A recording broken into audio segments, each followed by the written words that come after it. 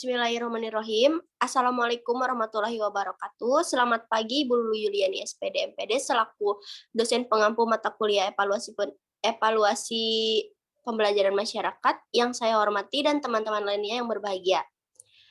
Pertama-tama, marilah kita panjatkan puji syukur kehadirat Allah Subhanahu wa Ta'ala karena telah memberikan rahmat sehingga kita dapat berkumpul dalam presentasi kali ini.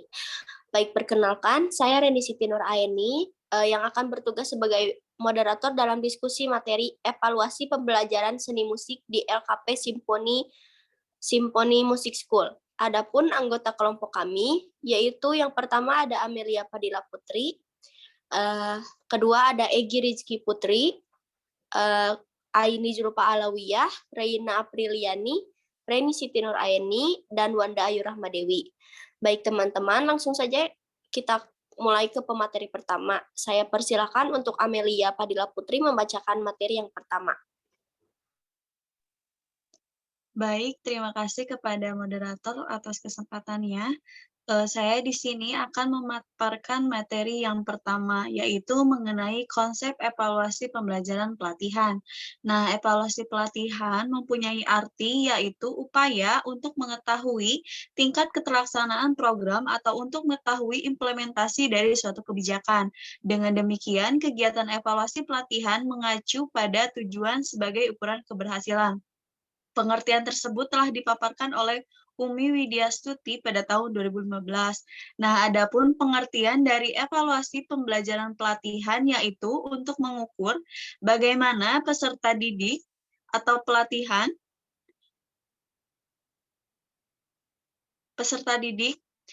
pelatihan menerima kegiatan pembelajaran, apakah peserta telah berubah pengetahuan, keterampilan, dan perilakunya.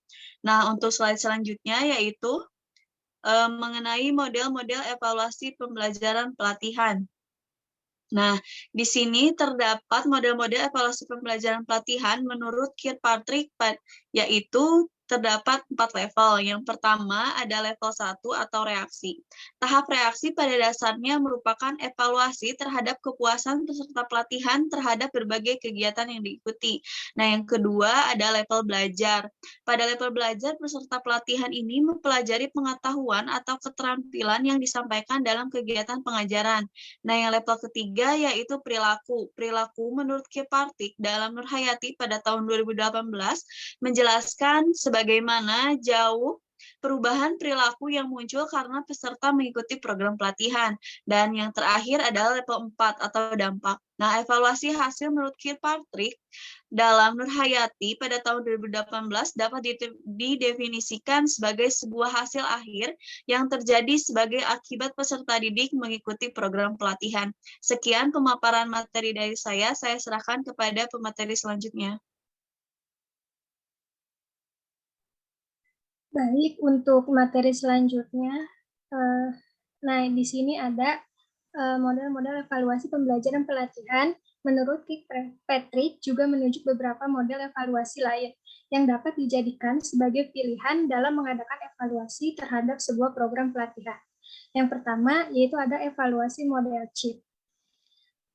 Evaluasi model CHIP ini pertama kali ditawarkan oleh Safelbeem pada tahun 1966, di mana CHIP ini merupakan kepanjangan dari konteks input, proses, dan produk. Nah, kemudian Safelbeem menyatakan model evaluasi CHIP merupakan model evaluasi komprehensif yang memiliki fungsi formatif dan fungsi sumatif menurut Sri Kemala Sandi Yuwanita Saswinda pada tahun 2022. CHIP sendiri terdiri dari 4 komponen evaluasi, yaitu yang pertama ada evaluasi konteks atau context evaluation, evaluasi masukan, input evaluation, evaluasi proses atau proses evaluation, dan evaluasi produk atau product evaluation. Slide selanjutnya.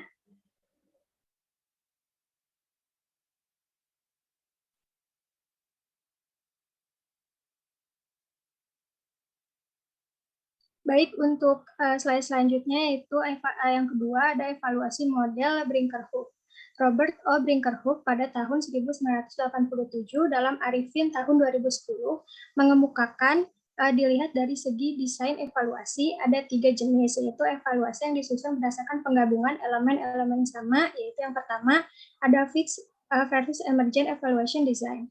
Desain evaluasi yang ditetapkan harus direncanakan serta terstruktur secara sistematis sebelum implementasi program. Namun, desain fixed juga dapat disesuaikan untuk memenuhi kebutuhan yang berubah setiap saat. Yang kedua yaitu ada formative versus summative evaluation, di mana evaluasi formatif adalah evaluasi yang biasanya dilakukan ketika suatu produk atau program tertentu sedang dikembangkan, dan biasanya dilakukan lebih dari sekali dengan tujuan untuk melakukan perbaikan. Sedangkan evaluasi sumatif adalah evaluasi yang dilakukan setelah program berakhir. Yang ketiga yaitu ada eksperimental dan kuasi eksperimental design versus neural atau intrusive. Tujuan dari penelitian ini untuk menilai manfaat suatu program yang dicobakan. Apabila peserta didik atau program dipilih secara acak, maka generalisasi dibuat pada populasi yang agak lebih luas. Sekian materi dari saya serahkan kepada pemateri selanjutnya.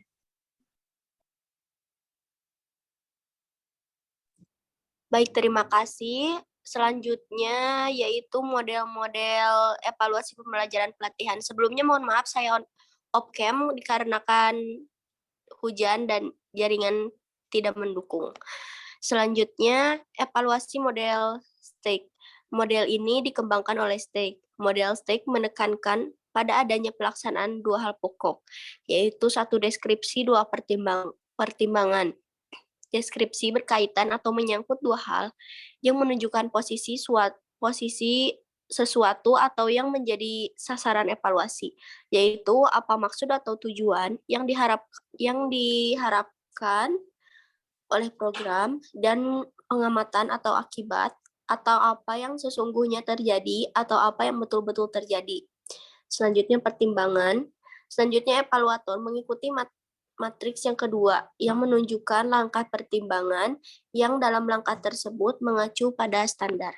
Terima kasih, saya serahkan kepada pemateri selanjutnya.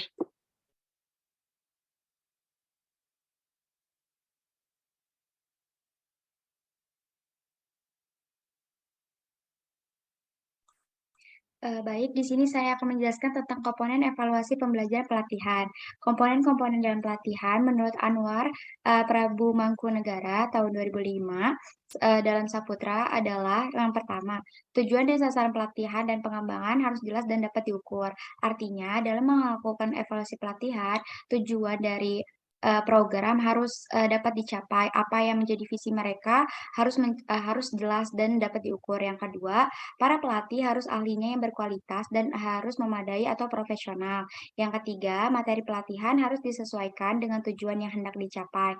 Yang keempat, suatu metode pelatihan dan pengembangan harus disesuaikan dengan tingkat kemampuan pegawai yang menjadi peserta. Dan yang kelima, peserta pelatihan dan pengembangan atau trainers harus mampu memenuhi persyaratan yang ditentukan. Selanjutnya saya serahkan pada pemateri selanjutnya.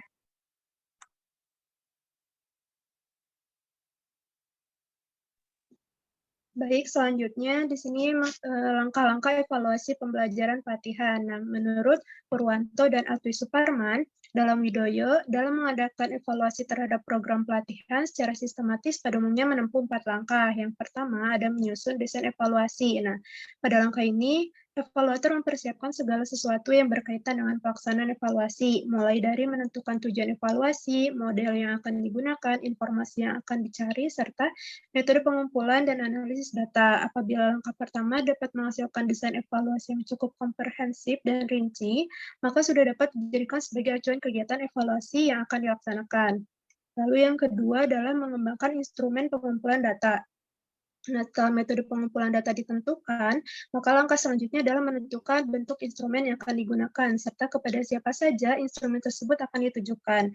Kemudian setelah itu perlu dikembangkan butir-butir dalam instrumen. Nah, berbagai pertimbangan mengenai berapa banyak informasi yang akan dikumpulkan, instrumen dikembangkan sendiri, mengadopsi ataupun mengumpulkan instrumen baku dari instrumen yang sudah ada sebelumnya. Nah, untuk memperoleh data yang valid, maka instrumen yang digunakan harus memperhatikan masalah validitas dan reliabilitas.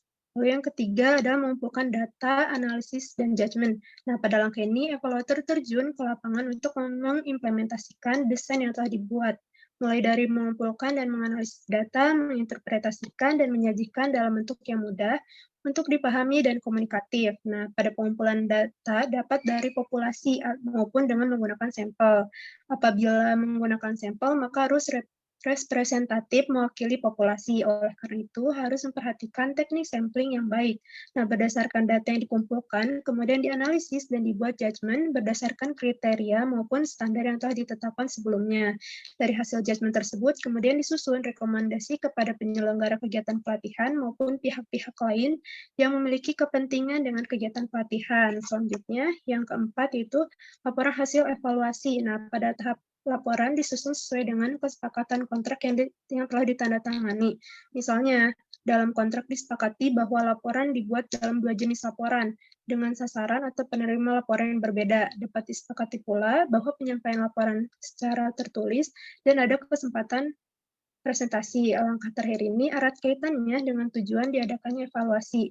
Oleh karena itu, gaya dan format penyampaian laporan itu harus sesuai dengan penerima laporan. Sekian pemaparan dari saya serahkan kepada pemateri selanjutnya.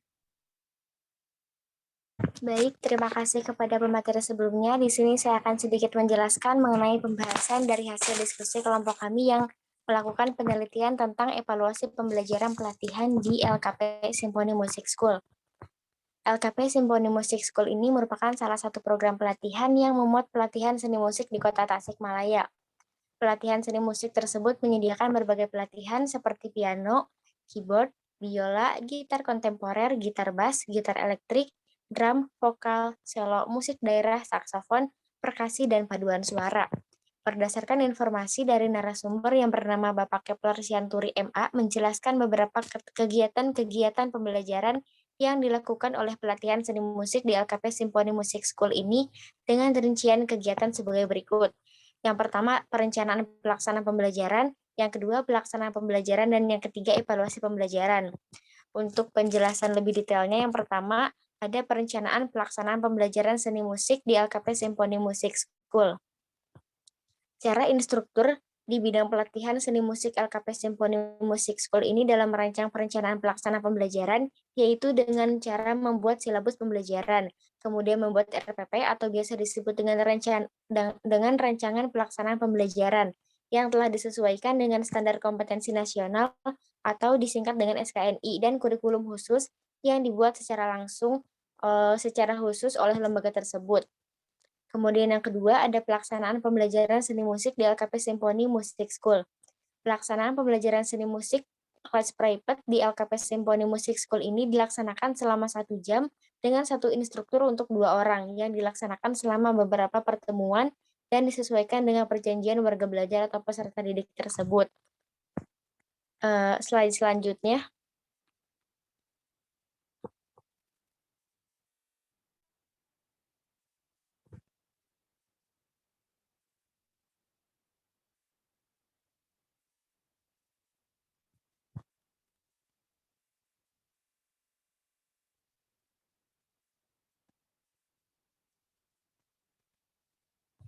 Yang ketiga ada evaluasi pembelajaran seni musik di LKP Symphony Music School.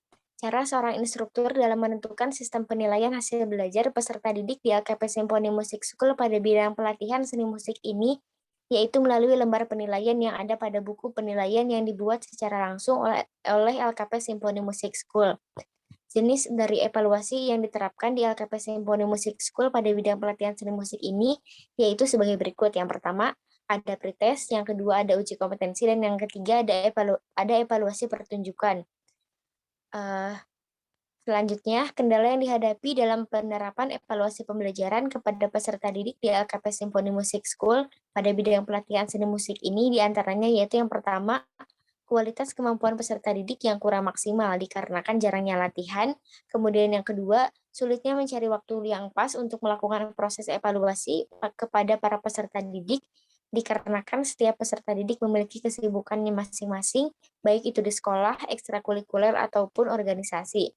Kemudian yang ketiga, kurangnya kesiapan peserta didik pada saat evaluasi akan berlangsung.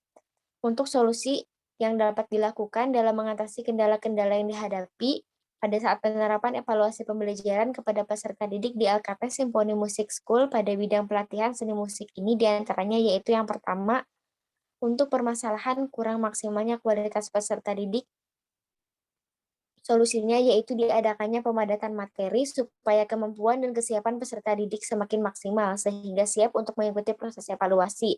Kemudian yang kedua, untuk permasalahan sulitnya mencari waktu luang yang pas agar bisa dilakukan proses evaluasi bagi peserta didik tersebut yaitu dengan cara memberikan informasi dari jauh-jauh hari bahwa akan diadakannya proses evaluasi sehingga para peserta didik tersebut dapat menjadwalkan dan meluangkan waktunya untuk melaksanakan proses evaluasi. Kemudian yang ketiga, untuk permasalahan kurangnya kesiapan dari para peserta didik pada saat proses evaluasi, yaitu dengan cara memberikan nasihat dan juga motivasi kepada para peserta didik tersebut untuk selalu rajin latihan, sehingga peserta didik tersebut akan merasa siap jika akan diadakannya proses evaluasi. Dicukupkan sekian pemaparan dari saya serahkan kepada pemateri selanjutnya.